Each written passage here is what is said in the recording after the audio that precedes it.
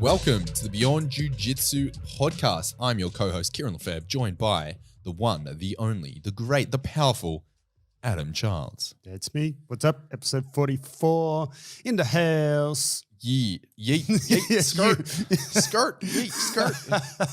Episode 44, we are talking about blue belt test, what to know, how to pass your blue belt test, how to prepare for your blue belt test, how to study, and how to know if you're ready. And why you should even do a blue belt test. Should there be testing? Yeah, testing general. You know, besides that, I don't know what's going on, man. Well, I saw some coffee beans. Oh, yeah. Last episode, you were out of coffee. Yeah, now we have coffee. Story over. Yep, everything comes full circle. That's a wrap. That's a shit dit. Shit dit right there. Yeah, you and your dits. For people who didn't listen to the Navy episode, dit is a Navy term for essentially an anecdote. I guess. Story. Yeah. We haven't spoken about this yet, but in 2 days' time, I am off for surgery. Yeah, we have. How have we not mentioned that yet? Well, I guess the surgery was only confirmed like last week, but yeah. So, I was gonna make a joke, and I'm like, no, I was hoping you would. Well, no, not that joke. Anyway, the surgery that you're getting about the penis enlargement. Yeah, that one. No, I'm getting some pecs put in. Yeah. I thought it was abs or both. Tight. Well, or glutes. By default, the bigger your pecs are, the smaller your gut looks. So I'm just going pecs. Yeah.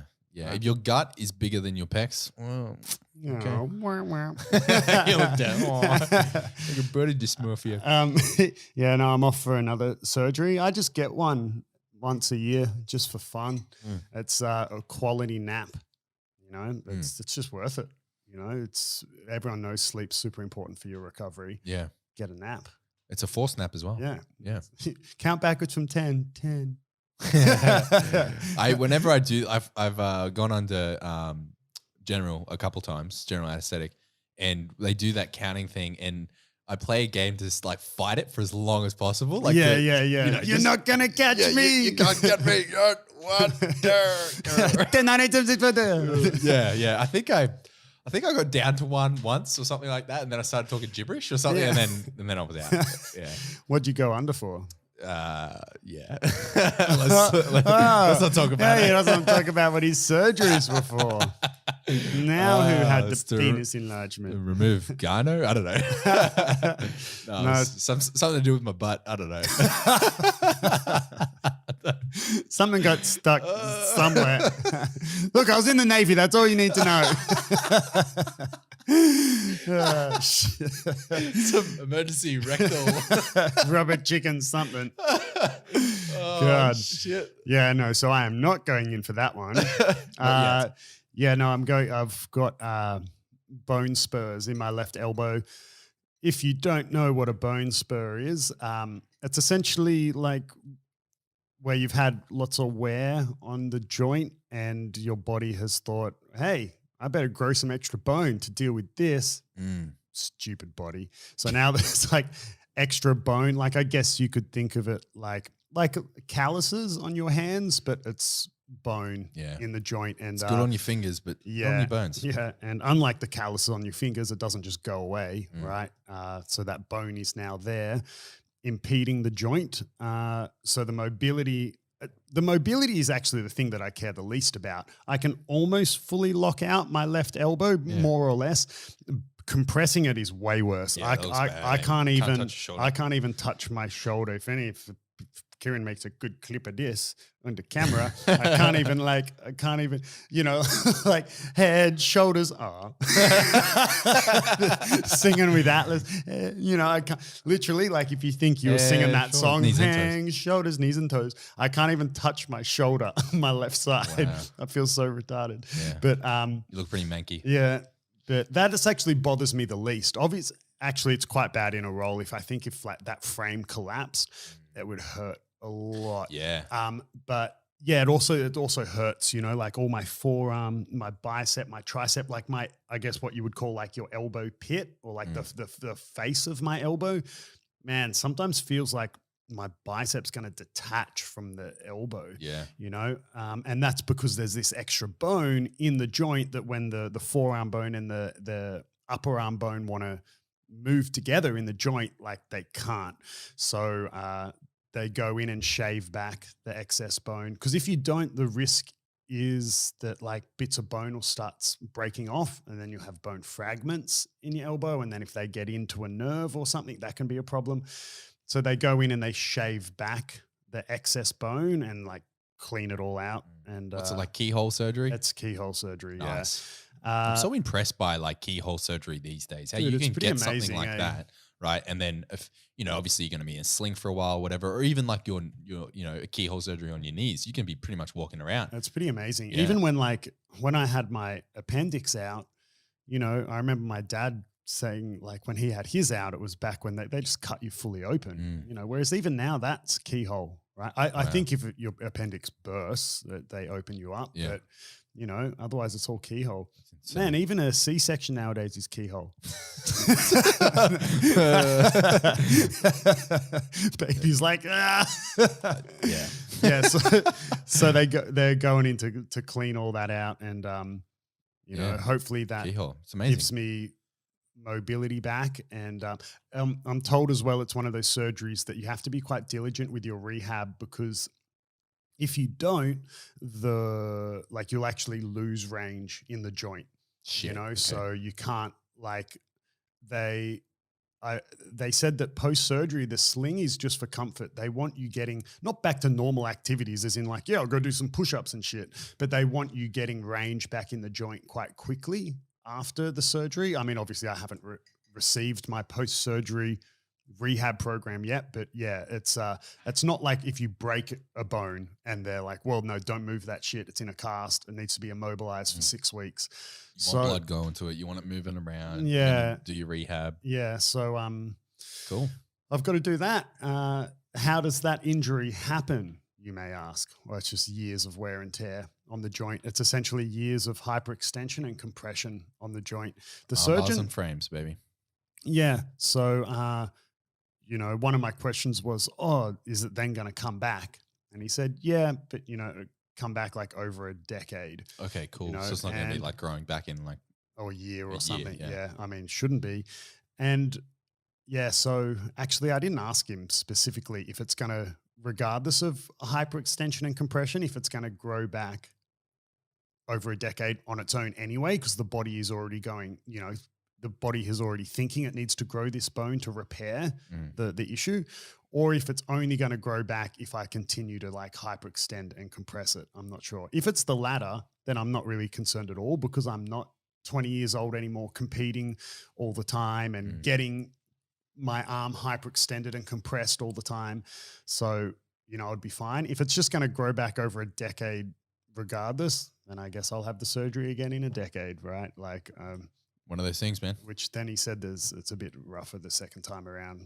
But, good news is that he said the cartilage looks really good in the joint. So I've got everything else, like all my ligaments and tendons, everything besides the bone spurs and some inflammation in the joint. Everything looks really good. So hopefully it recovers quite quick. We're at the middle of November as we're recording. I think this episode comes out right before Christmas. So I would have already be quite, a month into my rehab, but having the surgery mid-November, hopefully come the new year, this whole year 2021 has pretty much been a write-off because of lockdown here in Sydney, but hopefully I can then hit 2022 like almost not quite 100% come January 1st, but will be 6 weeks post-surgery, we'll be getting pretty close to rolling, I would hope. They say it's 2 months, the rehab. So we'll see. I don't know. Yeah, it's going to be a good nap. Yeah, good little sleep. Yeah. So that's what I got going on, bro. Sick. What about you? Last episode, your cauliflower ear still sucks. Still there. that was about an hour ago. Yeah. Shh, they don't know. Yep. Nope. Still there. Still hurts. Should be right. She'll buff out. Fuck it. Yeah, she'll buff out. I haven't heard that in she'll buff so out, long. Don't worry about it. Just buff her out. But Blue belt test. Hey. Magics. Blue belt test. What do you reckon? So you're a Waste of supporter. time. Are you a supporter of the belt tests? not all gyms do belt tests, right? No, A lot of that's them right. do. Some of them do it in different formats. Some of them, your belt test is in front of the whole class and you pretty much get Shark Tank for a whole session. Some of them, I believe, are private. Some of them are, in a group or whatever. So yeah, talk to us about what your thoughts are on belt tests, whether they should be implemented, what the benefits are, some risks. Yep. Shoot. So I believe belt tests are a good thing. That I typically will belt test for blue, purple, and brown, and not for black, right? Because there's black belt's just something else. It's something special. And by the time you're getting to the point where I'm awarding you a black belt, I don't need you to do a test, right? You would have already, it's something very special, something super personal that, at least for me, as someone who doesn't have 200 black belts under me, like it's very personal. So it's like something, How many black belts do you have under you? I wonder if I can, I mean, This comes out in December, man. I guess I guess I could mention it. So like it's, in 4 days time In the future. Yeah, in the future. I mean, it'll be the past by the time people listen to this, but I guess I can say it now because you already know. And yeah, so I'm giving out my first black belt this weekend to our good man Joey. So Joey will be my first black belt. I'm excited to give him his first black belt, and yeah, it's gonna be really cool. I wonder if any of my students will be listening to this episode and they'll be like, I was there, bro. But yeah, it's going to be cool. And, I think it's something special. It was special for me. And, I hope it's special for Joey. And even this is special for me too, because it's giving out my first black belt, so I'll definitely always remember like who was my first black belt. Yeah, 100%. Yeah, so that's So really he may cool. be Joey opens the door right now. He's like, I fucking knew it. Damn it. burst out of like my kitchen or something wearing no pants, like, I got you. So he's going to be your first black belt. I wonder who's going to be your first white to black belt, because you have. Yeah, that's true. Because Joey, I didn't give, blue, purple, or brown belt to. He started training with me as a brown belt. Yeah, I mean, that's obviously a longer period of time, right? Because it's huge. Anything can happen. I mean, I more or less follow the IBJJF regulations. I look at them as guidelines for the belts, I guess. I more or less follow them. So for anyone who is super clued in, they would be sitting there going, hang on, Adam, you can't give out a black belt. You're not a second degree black belt. Yeah, they're guidelines. I follow the guidelines, right? IBJJF states you need to be a second degree black belt to award a black belt, which I'm not. I'm a first degree black belt. Anyway, ignore that. Just Die quietly. Yeah, so you're then looking at the quickest someone could go white to black is what, like 6 years or something like that? I think we figured it out. It was like 6 to 8 or something like that. 7 or even. I mean, it took me 8 years to get my black belt. That's like training full time. Yeah. I would say the average person training at a legitimate quality gym and instructor who has standards. Like someone said to me the other day, like, oh man, you sandbag your student. I'm like, no, I just have fucking standards, bro. I don't sandbag. For those who don't know, sandbagging being like holding back your students so they can win competitions. Like, that dude's been a blue belt for 12 years. No, I just have my standards and I don't want to change them. But I would say the average person is like anywhere from like 10 to 15 years, to get a black belt. You heard of this guy who he's become very popular and not popular, but he's become a little bit well known for achieving his black belt in 3 years. What are your thoughts on that? I was talking to someone about it yesterday. Who is it? Some guy and he's selling. Of course, it's affiliated with now a blueprint system, right? So he's selling like his roadmap, how he achieved a black belt in 3 years in jiu-jitsu. So yeah, I think there's 2 things to consider. One is, did they get their black belt in a time before there were any of these sort of like requirements? So back in the day, the IBJJF didn't have these guidelines in place. I mean, or if you ask them, their rules, right? Mm. But they didn't have these guidelines in place. So a famous one is BJ Penn, who got his black belt in 3 years. That was before it was a thing for it to take X amount of time. Someone getting their black belt in 3 years today, man, like even if you ignore IBJJF requirements because you just go, oh, well, they're just an organization. This guy is beating, like, let's say I don't know, whatever, like the Hudalo brothers, right? Who are brown belts, but beating like various black belts. Like they compete at a black belt level. You can't deny that, right? If you're getting your black belt in 3 years nowadays, you would just have to be like that, an exception, that one exceptional person. Like there wouldn't be a blueprint you could follow. There's too much to know, man. If you're getting a black belt in 3 years and you're a legitimate black belt, as in winning competitions at a black belt level, yeah, you're that 1 in a million, I believe. The sport's getting way, way too competitive and difficult for you to follow some. I bought this guide online. I'll get my black belt in 3 years like this dude. No, Yeah, man, and no. he did not look very athletic at all. He looked like on the advertisement. He looked like one of those personal overweight. trainers who's fat and overweight, and you're like, "Why am I going to learn from you?" Yeah, bro? exactly. And I'm not judging on someone's body, but he just didn't look like a 1 in a million sort of specimen. But Yeah. that's just my observation. So Yeah, you can't remember his name. No, So exactly. last episode, you were all happy to talk shit on Ashton Kutcher, and now this guy, you don't even know his name. This guy's definitely not Ashton. Which actually, I remembered that I read as well as we were preparing for last episode, the episode 43. We spoke about the celebrity belt system and that. I read that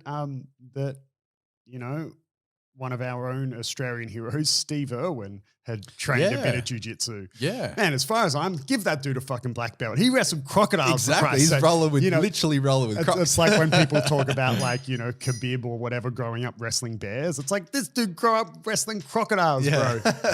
Give him a black belt already. Yeah. I remember seeing that.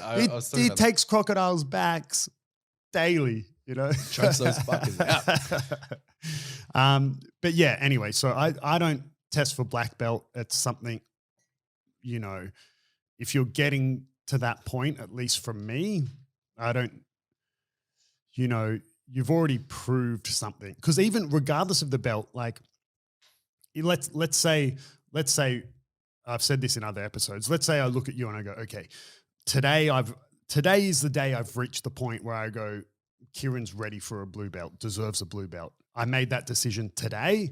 I'll then be like, cool, I made that decision today. I give myself like a buffer. Like I don't have a set time, like whether it's 3 months, 6 months or whatever, but I'll go, okay, I've made the decision today that this person is ready for their next belt. So now that I've made that decision, I wait a little bit more. It's almost like a just to be sure sort of thing. And then if they piss you off in that grace period, what's that, 12 months? Yeah. Well, what's that? You asked about your belt? 12 months. What's that? You like Joe Rogan? Yeah. 2 years. But if ever. But yeah, some, black belt is, you would have already ticked all those things, I know that actually we should have asked Jeremy when he was here. We could have asked Jeremy and JT. So we've had both, JT on the podcast, episode 29. And then we had Jeremy, episode 31, both black belts from Lachlan Giles. And I know that Absolute MMA, they do for your black belt test. JT told me it's something like you've got to roll all the other black belts in the gym and beat them all or something like that. I don't think Jeremy did a black belt test. Right. So I think he flew down for the ceremony to be awarded his black belt. So he was told like, hey, come down to Melbourne, you're getting your black belt. But because the whole you got to roll with all the other black belts and tap them to get your black belt. It doesn't I don't get how that works. Because if let's say you've got a gym with 20 black belts, how am I as a one dude? Even if I am phenomenal, even if I am, how am I going to beat all? I'm just the longer it goes on, I'm going to get more and more tired. But it doesn't make sense, right? So if someone's been a black belt for 5 years or something, and you're a fresh black belt, they should be better than you, right? Well, yeah, but it also just kind of makes me think how back in the day it was, to get your purple belt, you have to win worlds at blue belt. You know, so Yeah. you'd have like, well, there's 8 different weight divisions or whatever. So there's 8 new purple belts a year. Like, Yeah, it you doesn't know, make you sense. don't Yeah. have to be the best in the world. It Yeah. kind of feels like saying like, oh, you not only have to be the best brown belt in the gym, you've got to be better than all the other black belts in the gym to get your black belt. It doesn't make sense. I don't get it. So yeah, it doesn't make sense. But to me. JT So, only told me, I'm not taking anything away from Absolute MMA. I've Yeah. mentioned so many times how much, you know, Lockie and Livia do awesome things down there and they're friends of mine. And I'm just saying, I wish I asked Jeremy or JT more because How when the system JT works, told yeah. me, it was just kind of in conversation and it just Yeah. came up in passing. it was like he was telling a story. And, Yeah, we didn't sit and talk about the black belt test. Yeah. I would like to know how it actually works. Yeah. Because I don't believe it couldn't work like that, right? Like where you just Surely like not. line them up and you have to sub them all. Line them up and knock them down. Yeah. But so for the other belts, I do think it's important to belt test, but I don't belt test everyone. There's 3 different categories that I put people into that I've mentioned before, and they might overlap or someone might be in all 3. You've got competitors, you've got people who want to be instructors, and you've got people who do jiu-jitsu just as a hobby or whatever, right? And yeah, there might be overlap. So you might have someone who does it as a hobby but also wants to teach, or a hobby and they compete every now and again, or people who are purely competitors, or people who compete and want to be an instructor, right? So competitors are pretty much usually the only ones that I won't necessarily belt test. I may belt test them, but yeah, if you're someone that you want to be a successful competitor, then like, how can you argue with that your belt has to be semi-dependent on your results? Again, I don't mean you have to be the best white belt in the world to get your blue belt and so on and so on. However, if you're a white belt who has never made it out of the first round, like you've lost your first match of every single competition you've done, but you're telling me that you want to be a high level competitor, like, I mean, it needs to, you know, there needs to be some correlation between your results and your belts. You have a very confused look on your face. No, I was just thinking, like, have I ever lost the first round? I was like doing the math and being like, I have once, and it was it was my first comp in absolute division in gi, and I lost the first round against the guy that ended up winning. Just had to throw it out there, but that was a really good roll. That was really sick. It was really good. That excuse that people make, right, is all well and good, but I'm going to help you change your thought process on it. And this comes from Kieren Cornelius. Shoot. So a lot of people will lose, right? And then they go on to say, like, as if not to justify the loss, because the competitor doesn't want to lose, but they'll say something like, oh, you know, I lost, but I lost to the guy who won. But Kieren addressed that point this years ago. Yeah, and he said, he was like, he goes, that excuse is bullshit. He goes, if I lose, he's like, I'm only going to lose, like, if someone beats me, it has to cost them fucking everything. So if you beat me, you are then going to lose your next match because it cost you everything to beat me. Like, I am not letting, like, if you want to beat me, it is going to be the hardest fight of your life. So you're going to have nothing left for your next match. So to say, yeah, but then he won, you're basically saying, yeah, I was easy and he had plenty of gas in the tank to... Maybe, yeah, you know, but I think that's just a good mindset, that right? Is a good mindset. You know, yeah, if you want to beat me, bro, like it's going to cost you 200% of what you've got to give. Yeah. So they're going to be dragging you off the mat. Yeah, you got the W, bro, but you can't even stand now because like that's how hard it was to beat me. I think that's a great mindset to have for a competitor. Excellent. Yeah. Shout out to Kieren for that one. I want to check myself. Yeah. So none of this, I lost to the guy who won. All right, fuck you. I lost the first round. It was interesting. I was up on points when I lost, but he ended up getting an armbar. So that's all right, bro. Yeah. I mean, it's you live and you learn. Yeah, it was. I'd only been training for like 3 months, and I think about that first competition all the time. Hey. Like thinking, because the way I see it is, you know, I did well, but compared to where I'm at now, if I was to roll with myself, like a clone of myself back then, Smash him, bro. I'd fucking annihilate him. Yeah, You know of what I mean? course. Like just Progress. ragdoll him. Yeah. And I think about it all the time. I just think, okay, that's where I was at and that's what I was able to achieve. Yeah, it's exciting. Yeah. That's what I mean. Like, that's why I think about it. It's like when you, I don't know, like I grew up skateboarding and I don't have any footage. I wish I had footage of when I used to skateboard. I wish you had footage of that as well. Dude, I mean, I was okay. Like, no, like I was maybe like a 4-stripe white belt at skateboarding. Like I couldn't. So you were very good. Yeah.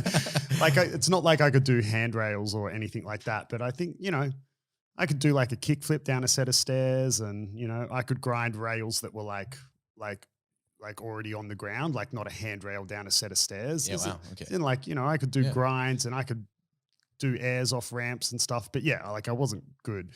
But yeah, it's like I remember the reason I don't have any footage is because one of my friends didn't have cameras back then. Yeah. This is a while ago. Yeah, we're just recording on like a cassette tape, just the audio. So the friend that I used to skate with, we used to film skating because we would like want to, make a little like skate video of us or something. Yeah. And we had like, he had like a good computer and a good camera, like, nothing compared to like what's sitting here because this was 20 years ago, but had a good camera and he had a good computer and like, good program. What did he use? He had a Mac, so it was like Final Cut Pro and stuff. And, like we edited this video with music and everything.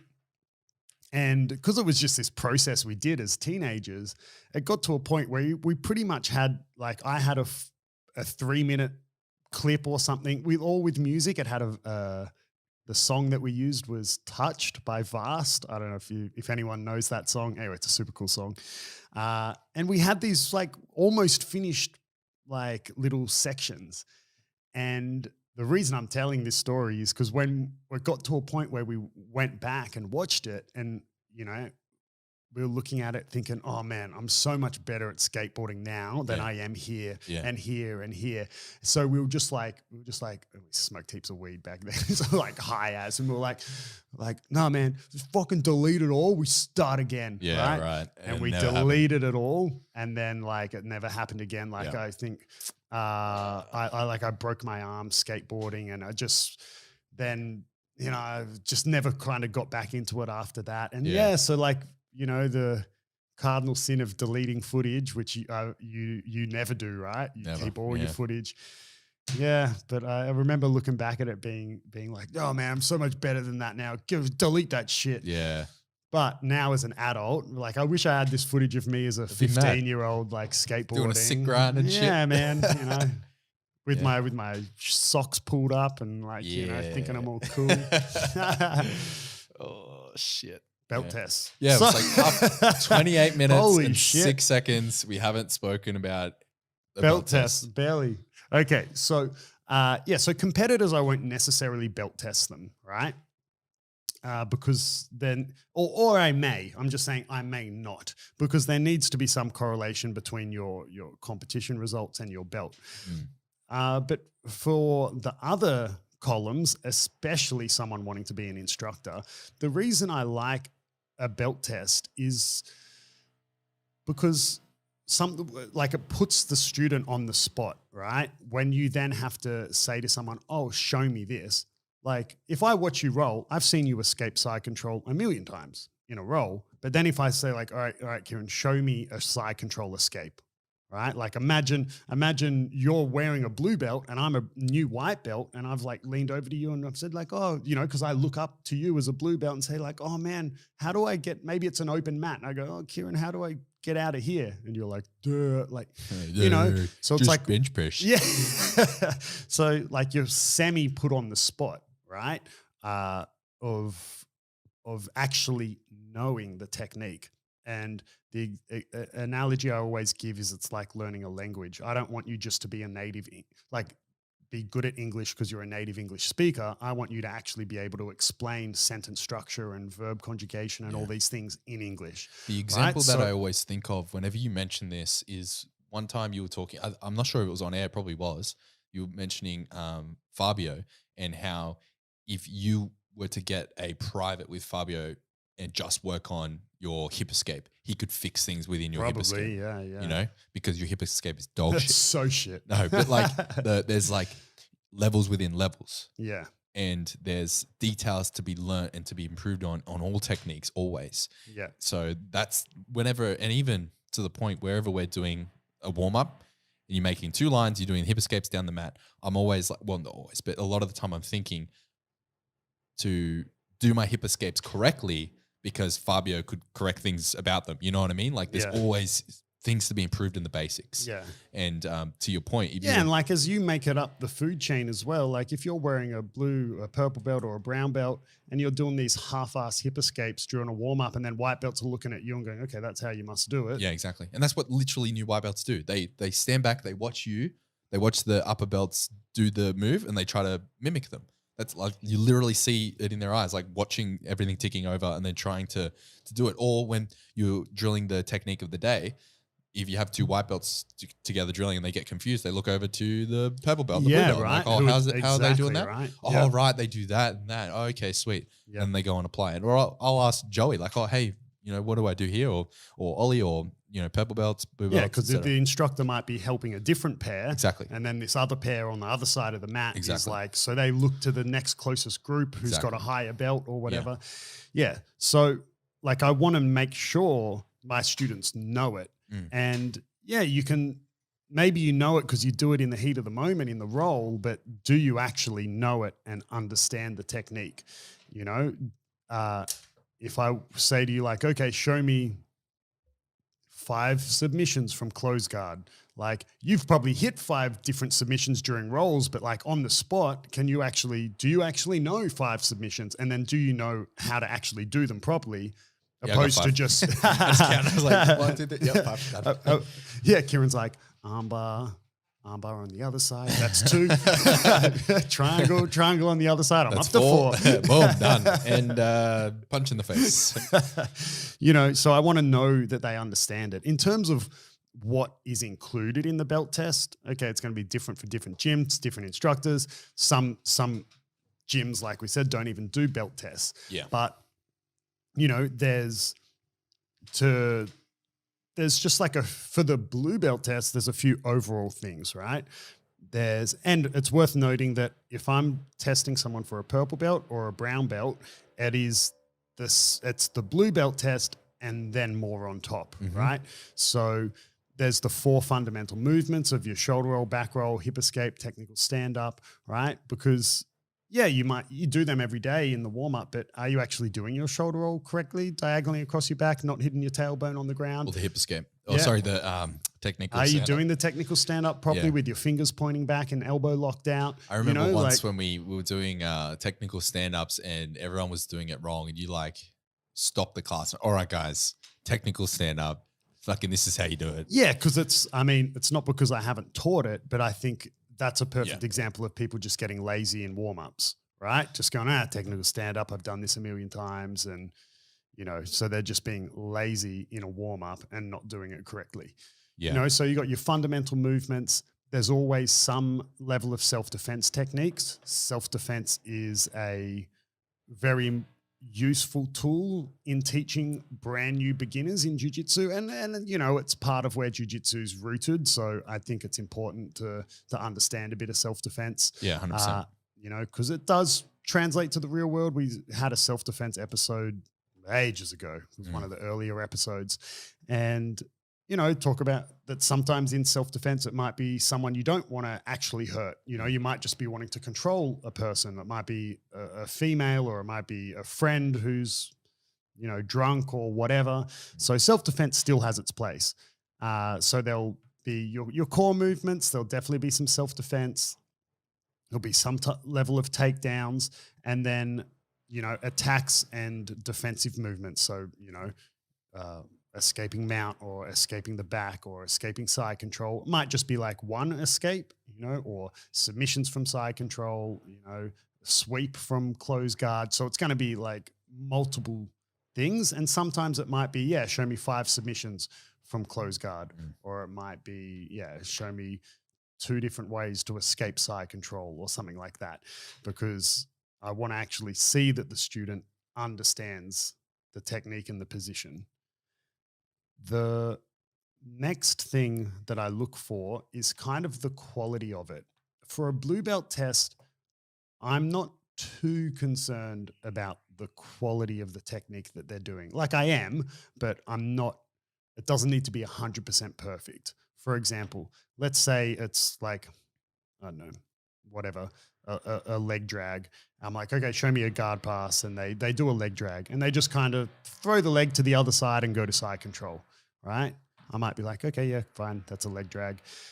Then if you were doing your purple belt test, I would want to see the leg drag like executed like you're filming an instructional DVD. Like I want to see it executed really beautifully and properly. Then let's say you're doing your brown belt test. I would want to see it executed just as well as it was at purple belt, if not better. And I would want to be able to quiz you on any sort of detail. So I'd want to be able to say, okay, so like, yeah, that looks, you visually you did it perfectly, but why is that grip there? What happens if your knee isn't on the mat? What happens if this, like, why is it important to do this during the pass? I would want to make sure like you know every little thing.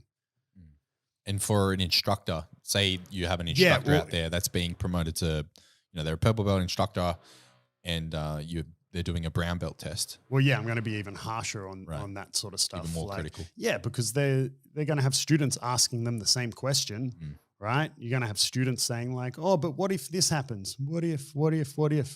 You don't have to have the answer for everything. No one has the answer for everything. Sometimes it's only really in positions that I'm really familiar with, and someone asks, what if? And sometimes the answer is, well, you need to back out. If that happens, the position is lost. You know what I mean? Like if that happens, what you're saying, what if, you need to escape. You need to get out of your pass because you're in trouble. Yeah. Sometimes the what if there's no solution. Yeah. Like, the what if question can be really annoying. I mean, I was a what if asker during my years, but I felt like my what ifs were very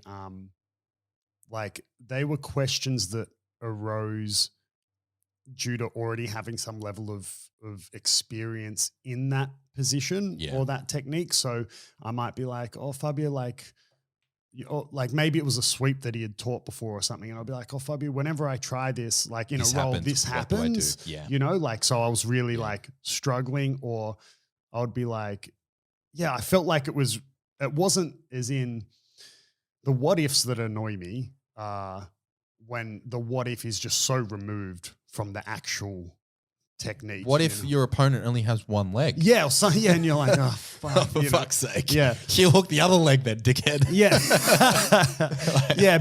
Exactly. It'll be something like, I don't know, like you're doing a butterfly sweep and, but what if he stands up? Well, then it's not fucking butterfly guard anymore, bro. Like you go to a different position. Like, no, what if he doesn't stand up? I felt like my what ifs were a bit more like, something like, okay, what if he stands up halfway through the sweep or something, and then the answer is like, oh, well, he should only be able to because you lost control here. Oh, okay, cool. Or oh, you're going to transition to this. Like, what if, bro. Okay.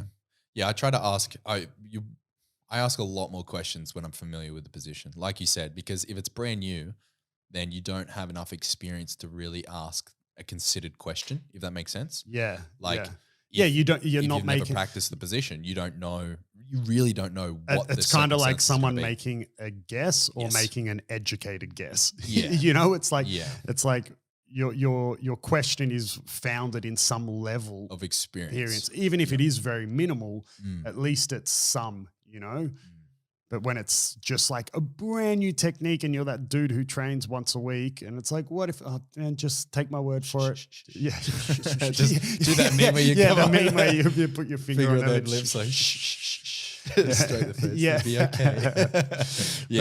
100%. But I think if anyone I know some gyms who give the student their blue belt test prior to the test. Okay, like study that. Well, okay. So, if the title of the episode is what to study for your blue belt test, well, if they give you the test, study that. And if they don't, there is Alliance actually has, and I've spoken about this ages ago, but Alliance does have freely available to download the Blue Belt test that Do they? Yeah, online. Yeah, 100%. Hang Because on. I was watching Let me find it and I'll tell you how if it's accurate legit. it is. Yeah, that would be good. Actually, live on air. Alliance. So the way I found it or learnt about it is I was watching some other YouTuber, sort of similar position to me. He's now a blue belt, but he was talking about how to study for a blue belt test, and that's what he studied off. He studied off the Alliance blue belt test available online. And Ben, blue belt at our gym, he was telling me a little while ago that he was doing the same, and he found it online. It's a free available PDF to download. And I was just curious because, our gym is Alliance. We are an Alliance affiliate. If you were aware of it or utilize that in any way, shape or form, I think it's pretty extensive, but yeah, there you go. You can get the Alliance test. Did you find it? Well, so for example, the first one that came up was that one that someone had posted on Reddit. Okay. I mean, it's fine for a blue belt test. It's not. I mean, Alliance has a standardized blue belt test, which I take, and then I've added more onto it. Okay. So it's a good place to start. So I use it as a guideline. Yeah. Right? And that's I think that's freely available on our Patreon. From what I said. Subscribe to our Patreon to get finally we got Patreon people to get a free access to the blue belt test that Adam utilizes. But yeah, in terms of, is this the base blue belt test that I've added things to? No. Okay. But that's just one that I've clicked on. Right. So I don't know where it was downloaded from, like where you said you could download the PDF, but anyway, if they give you the blue belt test and they go, here, study this, cool. I don't do that. Why? Because I believe it takes a lot of responsibility off my shoulders to do that. If I'm doing a good enough job as an instructor and I've asked someone to test for a belt, then they should have had access.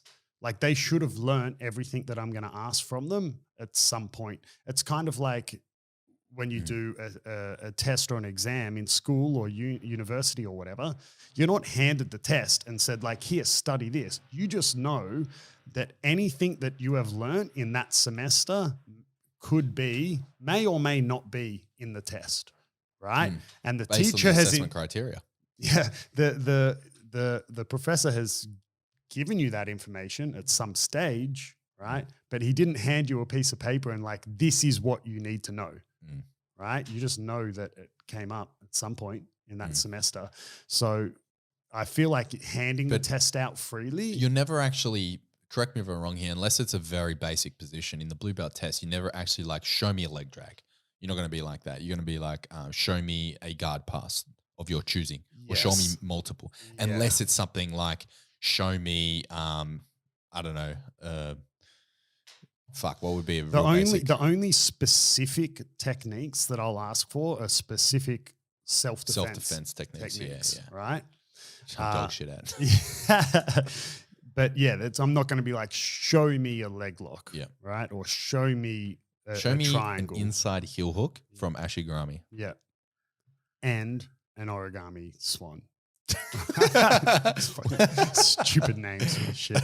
Yeah. So, I feel like that takes a lot of the responsibility off the instructor's shoulders, that they're like, that the instructor doesn't have to make sure they've taught it because because they're then going to hand them a bit of paper and go, study this.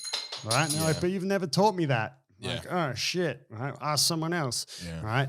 Right. So if they don't hand you a test, sounding like a bit of a broken record, but like as testing for a blue belt, think about the core positions, right? So you've got like, do you know some, the same advice that I give as to someone who's really lost in the whole rolling experience and they find themselves in positions with no idea what to do, just simplify it, right?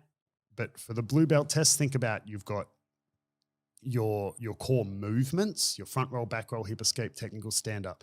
You've got your self-defense techniques, which are the specific techniques, right? And then from there, think about the core positions. do you know any takedowns? What do you know from close guard, top and bottom, half guard, top and bottom, side control, top and bottom, back control, attacking and defending? Like, you know, what do you know from these positions? Because chances are the test will involve probably at least one thing from all of those. It's going to want probably at least one way to open close guard, probably at least one sweep or submission from close guard, one way to pass half guard, or one way to sweep from half, you know, like it's definitely going to want to know, how do you escape side control? How do you escape mount? How do you escape the back? So you can, if you're not sure what to study, make sure you know something from all of those positions. Better yet, know multiple things, right? Because my advice is to learn one thing from each of those positions for a complete beginner. If you're going to be if you're moments away from wearing a blue belt, you should know multiple things from there, right? So that would be my advice as to what to study if you don't know, like if they don't hand you the test. That makes sense. Right? For your self-defense techniques, you may need to ask someone, you know, because they're usually across most gyms. If self-defense techniques are in your belt tests, they're usually quite specific, you know, and different self-defense techniques and ways to do them will depend on the gym and the instructor. So in terms of actually studying this sort of stuff, you would recommend drilling it with, maybe find a drilling partner that's similar level, maybe doing the test at the same time, get together, drill it, go from there? Yeah. Like if you don't have the time to drill it, fucking make time, bro. You know, like it's a test, like any test, you know, you should probably study for it. And if you don't, you might fail. Yeah. All right. I was just thinking that I was curious to hear if anyone's like, you know, failed their blue belt test. I'm sure many people have, but yeah. Yeah. People probably have, like, I mean, I haven't failed anyone. I mean, no. So I haven't failed anyone for a belt test, but I'm usually quite confident in them before I even invite someone to belt test. I'm usually pretty confident in where they're at. Cool. You know, so it's just to some extent like the cherry on top, if you will. Like I'm really just wanting to make sure they know things. I think for me, it's maybe more important. Like a brown belt test is more important than a blue belt test, if you will, because then that's when it's much harder. That's the last test, right? Yeah, it's the last test. Like that's really, like, you could have hypothetically failed your blue belt test, right? But then, like, you know, it's really the brown belt test that you can make that up from blue to brown. Like as long as you pass that brown belt test, like that's really the one that, like you said, it's the last test. So that's the hardest one. It's the lengthiest one. It's the one that's going to be way stricter on what you know and the quality of your techniques and whether you pass or fail. Because then I'm not going to test you for your black belt, right? How long are you going to test someone for your brown belt? Or how long was your brown belt test? Like how long did it take? Yeah. Oh God, man, I can't remember. It was so long ago. But I can tell you that just a blue belt test will take like maybe 45 minutes to an hour. I think my brown belt test maybe took like an hour and a half or something like that. Nice.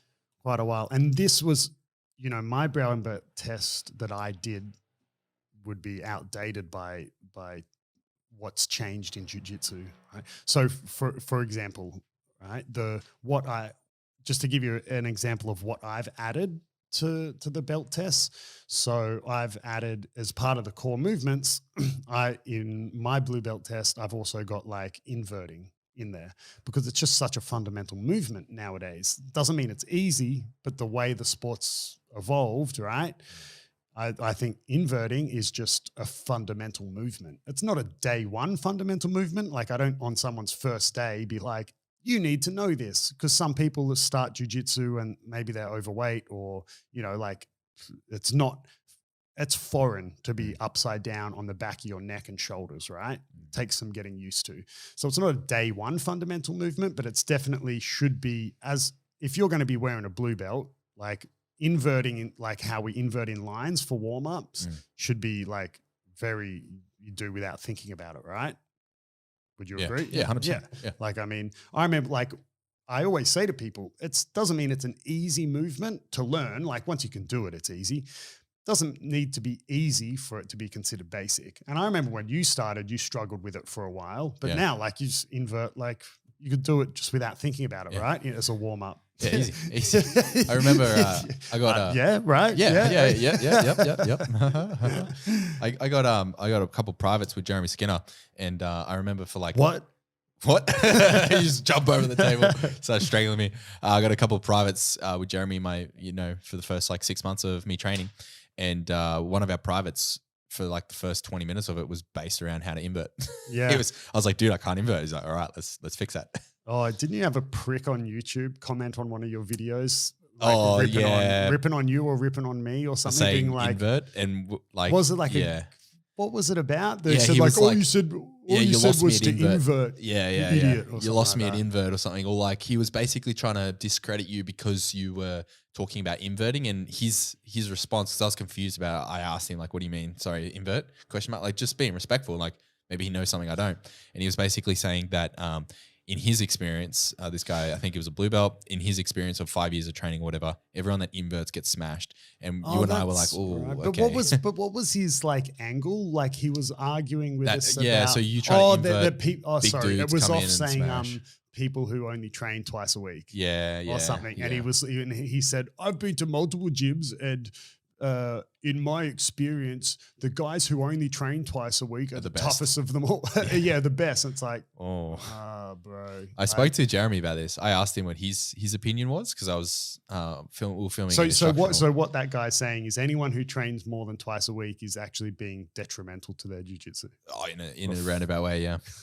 I spoke to Jeremy and I was like, hey, ask him about the twice per week thing, and he's like, yeah, look, I think people that defend training twice per week is going to make you progress is the people that are doing that, right? So they're just trying to defend their position. It's like a human nature thing to, you offer something that's counter to what someone's doing and what someone believes in, and that, disrupts their worldview. They're going to defend that. So that's all it is. Like they're just being defensive and, because you've hit a nerve, right? Because they know deep down that they could be doing more. They're not progressing the way they could be. And, and he was in complete agreement. When you just said that, like that they know they could be doing more, I'm going to wrap this episode up with what I'm not someone who like lives by quotes or mantras, but I'll give you like a saying or something that I've heard. And I think it's probably one of the heaviest sort of mantras or sayings that like it's quite deep, and I think it's really, really strong. And for anyone who is not making the time to study for their blue belt test or doesn't think they need to test or only wants to train twice a week, think about this. It goes something along the lines of my biggest fear in life is that when I die, the man I became comes face to face with the man that I could have been. And I think that's like, man, imagine if when you died, you had to stand across from the person and go, I could have been that dude. Like, as in like, if I had worked a bit harder or if I had, didn't quit at that point, like that's like, it's like when people think about, they're like, oh man, I could have like won that, or I could have, I could have been a doctor I could have. Right? Well, imagine if you literally like the last thing you did when you died was you met the could have been. Yeah. That'd be pretty shattering, right? I've heard something like pretty much the same along the lines of taking it like a step further and saying like that's the definition of hell. Like if you go to like hell, hell is when you die, you stand across from the person that you could have been. Yeah, right. And like the person that made all the right decisions at those important junctures of your life, or even made all the quote unquote right decisions every day. Because fuck, you go through your life and you get lazy or whatever, your discipline's not there and you decide to take the easy path, or you don't do what you should be doing. If you do that on a day-to-day basis, those changes add up over time. And the person that you could have been, the alternate version of you that did make the right decisions consistently is, you have to stand face to face with them when you die. And it's the version of yourself you could have been. And that's the definition of hell. I think a philosopher talks about this. Yeah, that'd suck. Yeah. I've heard that before, and it definitely It's pretty heavy. It is heavy, and it's true. And like, so you need to be training jiu-jitsu every day. Otherwise, you'll go to hell. That's what I'm getting out of this. It's 2 times a week, dude. Can suck it. You're a loser. Whoa. Better than nothing, bro. Better than nothing. But yeah, anyway, thanks for listening, bro. Yeah. Hey guys, so blue belt test. Yeah, I think it's a good way to make sure students actually know what they're doing, especially if they want to go on to become an instructor or something like that. Yeah.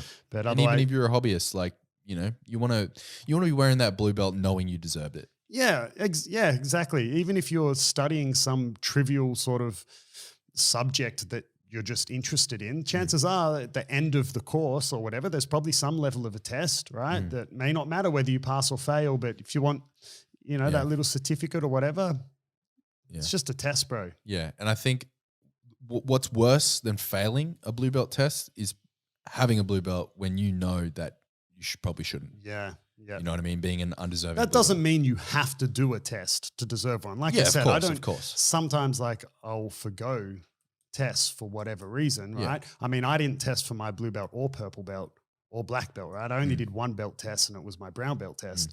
But yeah, like you don't want to be wearing it and thinking you don't deserve it. Yeah. And on that note, if you want to earn your blue belt, the best way to do that is to subscribe to our Patreon. You can find us on Patreon. We are Beyond Jiu-Jitsu Podcast on Patreon. I'm gonna log into it, and you're the only subscriber. You've subscribed to our own Patreon. And just one comment: Where's my belt? Where's my blue belt? Yeah. Can't find it here. Yeah, or you could get one on Jiu-Jitsu Online Academy. Yep. And if you want to find us on social media, we are on Instagram at Beyond Jiu-Jitsu_podcast for all your Beyond Jiu-Jitsu fix. Go there. Until next time. Peace out.